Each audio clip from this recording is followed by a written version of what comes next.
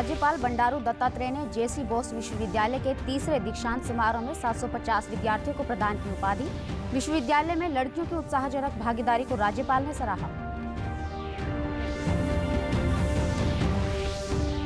प्रदेश की सुख समृद्धि के लिए मुख्यमंत्री ने मनसा देवी मंदिर में की पूजा अर्चना। कहा, गिरदावरी के बाद किसानों की खराब फसल का उचित मुआवजा दिया जाएगा।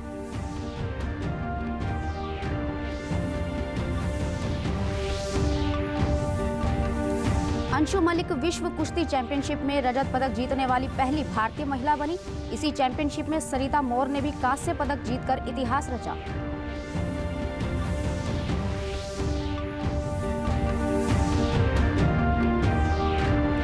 और भारतीय वायुसेना आज मना रही है अपनी 89वीं वर्षगांठ। राष्ट्रपति, उपराष्ट्रपति और प्रधानमंत्री ने वायु योद्धाओं को दी शुभकामनाएं। नमस्कार, मैं ममता रानी। अब समाचार विस्तार से। फरीदाबाद के जेसी बोस विज्ञान एवं प्रौद्योगिकी विश्वविद्यालय YMCA में आज तीसरा दीक्षांत समारोह आयोजित किया गया, जिसमें राज्यपाल बंडारू दत्तात्रेय ने विद्यार्थियों को उपाधि, पदक एवं प्रमाण पत्र प्रदान किए। इस अवसर पर राज्यपाल ने विश्वविद्यालय के कुलगीत का विमोचन भी किया। दीक्षांत समारोह में 750 विद्यार्थी एवं शोधार्थी शामिल हुए। राज्यपाल बंडारू दत्तात्रेय ने वैश्विक मांग और स्थानीय जरूरतों के अनुरूप कौशल प्रदान करने की आवश्यकता पर बल दिया। इससे रोजगार के ज्यादा अवसर उपलब्ध होंगे। दीक्षांत समारोह में लड़कियों की अधिक भागीदारी पर प्रसन्नता व्यक्त करते हुए राज्यपाल ने कहा कि यह अच्छे संकेत है, जो साबित करता है कि लड़कियां प्रत्येक क्षेत्र में आगे निकल रही हैं। विद्यार्थियों को उद्यमशीलता के लिए प्रोत्साहित करते हुए उन्होंने कहा कि युवाओं को खुद को कौशलवान बनाना होगा, जिससे वे स्वयं को रोजगार के लिए सक्षम बना सके। डिग्री प्रदान की जा रही है, उनमें भी अधिकतर लड़कियां हैं। इससे प्रमाणित होता है कि लड़कियां आज हर क्षेत्र में आगे बढ़ रही हैं। यह हमारे देश के लिए बहुत ही शुभसूचक है और मुझे बताते हुए बहुत खुशी होती है। हमारे लड़कियां जो है लड़कों से काफ़ी आगे बढ़ चुके हैं। आप जाकर किसी इंडस्ट्री से या किसी इंस्टीट्यूशन से मुझे नौकरी दीजिए, ऐसा पूछने वाले मुझे कम मिलना चाहिए।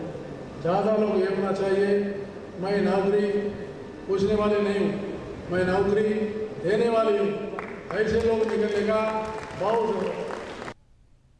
राज्यपाल ने प्रतिष्ठित एरोस्पेस वैज्ञानिक डॉक्टर जी सतीश रेड्डी को मानद उपाधि से सम्मानित किया। डॉक्टर जी रेड्डी ने कहा कि हमारे देश के युवा अब आगे बढ़ रहे हैं और अब हमें विदेश के वैज्ञानिकों पर निर्भर रहने की जरूरत नहीं है। क्योंकि हमारे डिपार्टमेंट को ये पहली बार मौका मिला इसमें पार्टिसिपेट करने का, सो मैं इसके लिए काफ़ी थैंकफुल हूँ और यहाँ के टीचर और यूनिवर्सिटी के लिए भी काफ़ी थैंकफुल हूँ, क्योंकि उन्होंने हमें इतना सब कुछ सिखाया कि हम इस काबिल बन सके कि हमें ये डिग्री मिल सके और मैं फ्यूचर में इस डिग्री का अच्छा उपयोग करूँगा। मुझे बेहद खुशी है कि मुझे ये डिग्री माननीय राज्यपाल जी से मिली है और हमारा ये फर्स्ट कॉन्वोकेशन था हमारे डिपार्टमेंट का और जिसमें हम लोगों ने हिस्सा लिया, तो मुझे इस बात की बहुत खुशी है और मैं यूनिवर्सिटी को थैंक यू करना चाहूँगी, अपने सारे फैकल्टीज़ को थैंक यू करना चाहूँगी, इवन जर्नलिज्म डिपार्टमेंट को थैंक यू करना चाहूँगी। मुख्यमंत्री मनोहर लाल ने आज पंचकुला में माता मनसा देवी मंदिर शक्तिपीठ में दर्शन किए। उन्होंने माता रानी से प्रदेशवासियों की सुख समृद्धि की कामना की। इस अवसर पर पत्रकारों से बात करते हुए मुख्यमंत्री ने कहा कि शक्तिपीठ में आभास हुआ कि माता रानी हम सब की सुरक्षा करेंगी। इसलिए मैं अपने उस बयान को वापस लेता हूं जिसमें मैंने जरूरत होने पर आत्मरक्षा की अपील की थी। मुख्यमंत्री मनोहर लाल ने कहा कि सरकार का प्रमुख उद्देश्य प्रदेश में कानून व्यवस्था कायम रखना है। उन्होंने कहा कि सरकार ने किसानों की परेशानी को देखते हुए स्पेशल गिरदावरी करने के आदेश दे दिए हैं। गिरदावरी के बाद किसानों की खराब फसल का उचित मुआवजा दिया जाएगा। मुख्यमंत्री ने कहा कि बारिश की वजह से कुछ जगह फसल की खरीद भी प्रभावित हुई है। उन्होंने बताया कि कैथल में अग्रवाल समाज के कार्यक्रम में हरियाणा विधानसभा अध्यक्ष ज्ञानचंद गुप्ता भाग लेंगे। इसे बयान दिया गया और वो बयान वास्तव में आत्मरक्षा के नाते से वो दिया गया था। वो किसी के प्रति दुर्भावना के कारण से नहीं कही गई है, आत्मरक्षा के कारण से कही गई है। फिर भी हमारे कुछ किसान नेता, कुछ आंदोलनकारी लोग, उनको वो रास नहीं आया है और उन्होंने जगह जगह उसका विरोध करना शुरू किया है। अम्मा मनसा देवी जो शक्तिदायिनी शक्तिपीठ है, उन्होंने जो विश्वास दिलाया है कि वो सबकी रक्षा करेगी, तो मैं सबसे पहले तो उन किसान भाइयों को जिनको इसका थोड़ा कष्ट पहुंचा है, उनके लिए बताना चाहता हूं कि मैं उस बयान को वापस लेता हूं, क्योंकि मैं नहीं चाहता कि हरियाणा में किसी प्रकार की कोई लॉ एंड ऑर्डर की स्थिति बिगड़े, शांति भंग हो। आखिर तो शांतिपूर्वक तरीके से आंदोलन करना सबका अपना अधिकार है। कैथल में कार्यक्रम मैंने दिया है जिसका वहाँ के किसानों ने कहा कि मुख्यमंत्री का विरोध करेंगे। मेरे बयान वापस लेने के बाद भी मैं उनकी ही बात को आगे बढ़ाते हुए, क्योंकि हमारे अग्रवाल समाज के वो कार्यक्रम हैं, उसमें हमारे स्पीकर श्री ज्ञानचंद जी गुप्ता ये वहाँ जाएंगे, क्योंकि उन्होंने इसमें सहमति दी है कि अगर समाज का ही नेता आता है तो फिर हमें कोई आपत्ति नहीं है। नॉर्वे में खेली जा रही विश्व कुश्ती चैंपियनशिप में देश की युवा पहलवान अंशु मलिक ने 57 किलोग्राम भार वर्ग में रजत पदक जीतकर इतिहास रच दिया है। अंशु को फाइनल में टोक्यो ओलंपिक्स 2020 की कांस्य पदक विजेता अमेरिका की खिलाड़ी ने 4-1 से मात दी। अंशु से पहले भारत की 4 महिला पहलवानों ने विश्व चैंपियनशिप में पदक जीता है, लेकिन सभी को कांस्य पदक मिला है। गीता फोगाट ने 2012 में, बबीता ने 2012 में, पूजा ढांडा ने 2018 और विनेश फोगाट ने 2019 में कांस्य पदक जीता था। अंशु मलिक विश्व चैंपियनशिप में पहुंचने वाली तीसरी भारतीय हैं। उनसे पहले सुशील कुमार ने साल 2010 और बजरंग पूनिया ने 2018 में यह कमाल किया था। इनमें सुशील कुमार ही स्वर्ण पदक जीत पाए हैं। भारतीय पहलवान सरिता मोर ने विश्व कुश्ती चैंपियनशिप में 59 किलोग्राम भार वर्ग में कांस्य पदक जीतकर इतिहास के पन्नों में अपना नाम दर्ज करवाया। सरिता ने यह उपलब्धि स्वीडन की खिलाड़ी को 8-2 से हराकर हासिल की। सरिता 2021 में विश्व चैंपियनशिप में पदक जीतने वाली दूसरी भारतीय महिला पहलवान है।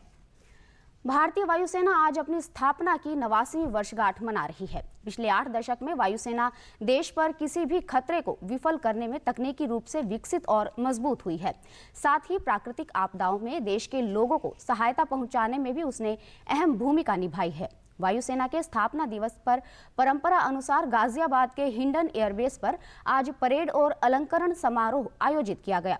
वायुसेना प्रमुख एयर चीफ मार्शल विवेक राम राय चौधरी ने परेड का निरीक्षण किया। वायुसेना प्रमुख ने पिछले 1 वर्ष के दौरान भारतीय वायुसेना के कार्य की सराहना की। उन्होंने लद्दाख में त्वरित तैनाती और कोरोना महामारी के समय में राहत अभियान का जिक्र किया। Of the Indian Air Force's combat readiness. Our efforts in completing all COVID-related tasks was also a major achievement in support of the national effort. Your accomplishments have been impressive, and you have helped achieve significant progress in many areas. राष्ट्रपति रामनाथ कोविंद ने भारतीय वायुसेना के स्थापना दिवस पर tweet कर कहा कि वायुसेना दिवस पर वायु योद्धाओं, दिग्गजों और उनके परिवार को बधाई। राष्ट्र को वायुसेना पर गर्व है, जिसने शांति और युद्ध के दौरान अपनी क्षमता और सामर्थ्य का परिचय दिया। उपराष्ट्रपति एम वेंकैया नायडू ने ट्वीट कर कहा कि वायुसेना के अधिकारियों, सैनिकों, भूतपूर्व सैनिकों और आप सभी के परिजनों को हार्दिक शुभकामनाएं। प्रधानमंत्री नरेंद्र मोदी ने वायुसेना दिवस पर ट्वीट कर कहा कि हमारे वायु योद्धाओं और उनके परिवारों को बधाई। भारतीय वायुसेना साहस, परिश्रम और दक्षता का पर्याय है। वहीं प्रदेश के मुख्यमंत्री मनोहर लाल ने ट्वीट कर कहा कि भारतीय वायुसेना के स्थापना दिवस पर सभी वीर जवानों को मेरी ओर से ढेर सारी बधाई एवं शुभकामनाएं। सरकारी विमानन कंपनी एयर इंडिया को टाटा समूह ने बोली लगाकर खरीद लिया है। टाटा समूह ने 18,000 करोड़ रुपए लगाकर यह बोली जीती और टाटा सन्स के सहायक समूह टेलिस प्राइवेट लिमिटेड को एयर इंडिया की निविदा के लिए सफल घोषित किया गया है। टाटा सन्स ने एयर इंडिया के लिए 18,000 करोड़ की बोली लगाई थी और दिसंबर 2021 तक एयर इंडिया में विनिवेश की प्रक्रिया पूरी हो जाएगी।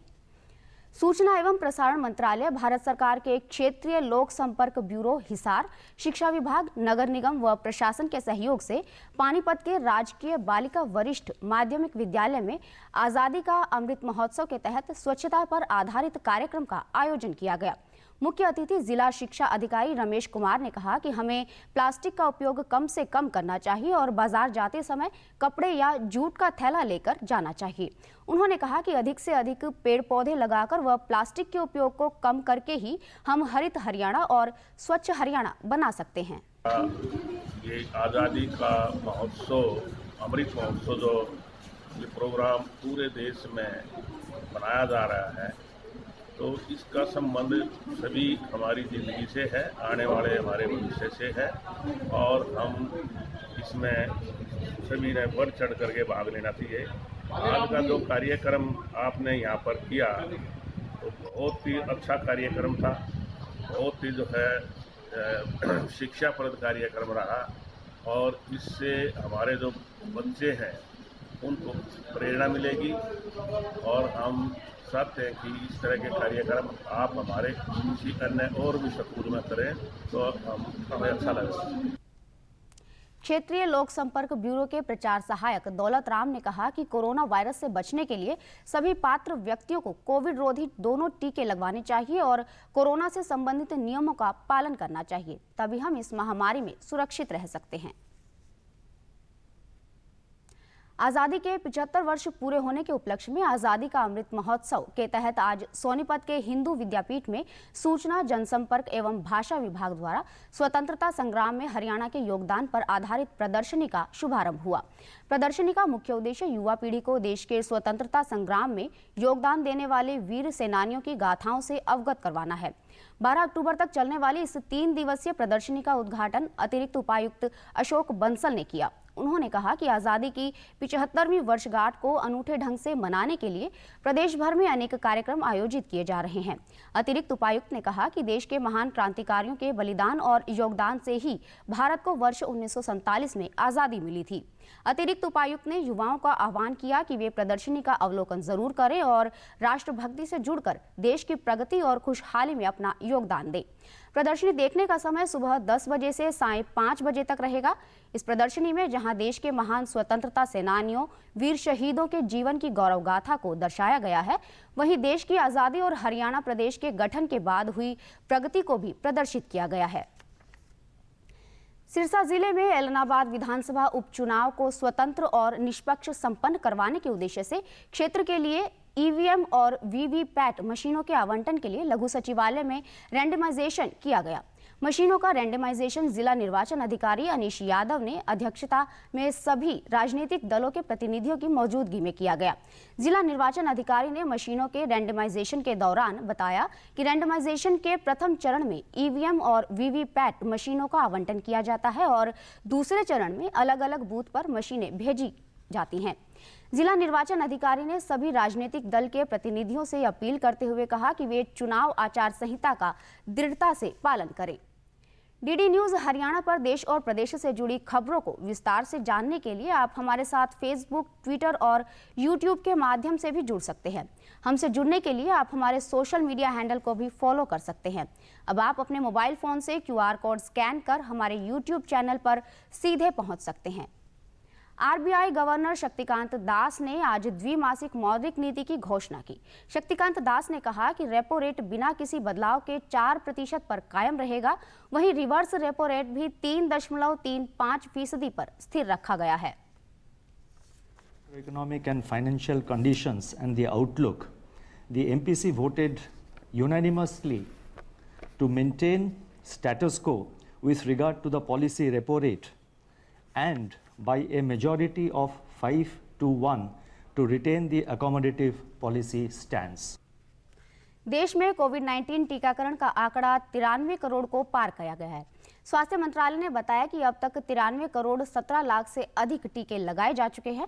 कल 50,17,000 से अधिक टीके लगाए गए। देश में कोविड-19 के मामलों में गिरावट का दौर लगातार जारी है। सरकार के प्रयासों से बेहतर नतीजे सामने आ रहे हैं। स्वास्थ्य और परिवार कल्याण मंत्रालय के मुताबिक पिछले 24 घंटे में कोरोना के 21,257 नए मामले दर्ज किए गए हैं।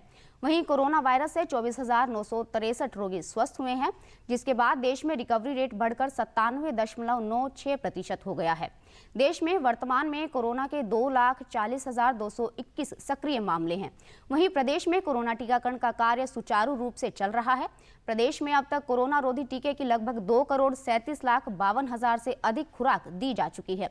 प्रदेश में कोविड से 7,60,000 से अधिक लोग स्वस्थ हो चुके हैं, जबकि 100 मामले सक्रिय हैं। अंत में इस बुलेटिन के मुख्य समाचार एक बार फिर। राज्यपाल बंडारू दत्तात्रेय ने जेसी बोस विश्वविद्यालय के तीसरे दीक्षांत समारोह में 750 विद्यार्थियों को प्रदान की उपाधि। विश्वविद्यालय में लड़कियों की उत्साहजनक भागीदारी को राज्यपाल ने सराहा।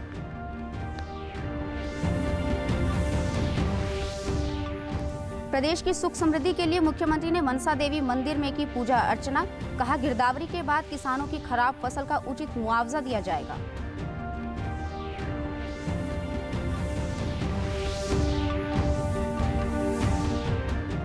अंशु मलिक विश्व कुश्ती चैंपियनशिप में रजत पदक जीतने वाली पहली भारतीय महिला बनी। इसी चैंपियनशिप में सरिता मौर्य ने भी कांस्य पदक जीतकर इतिहास रचा।